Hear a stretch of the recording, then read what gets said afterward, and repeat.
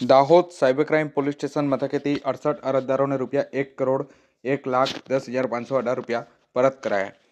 આ તારીખ 19/12/2025 શુક્રવારના રોજ બપોરે 12 કલાક સુધીમાં Dahod cyber crime police station મથકેથી આપેલ માહિતી અનુસાર 13 તુજકો અર્પણ કાર્યક્રમ અંતર્ગત સાયબર ક્રાઇમનો ભોગ બનેલા 68 અરજદારોને તેઓના ઓનલાઈન ફ્રોડમાં ગયેલા ₹1,01,10,518 પરત દાહોદ જિલ્લા પોલીસ દ્વારા આપવામાં આવ્યા છે।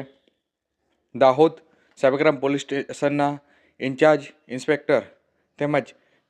ઇન્ચાર્જ ઇન્સ્પેક્ટર ડીએમ ઢોલ તથા police inspector DD Parihar cyber crime police સ્ટેશનની જે સૂચના માર્ગદર્શન હેઠળ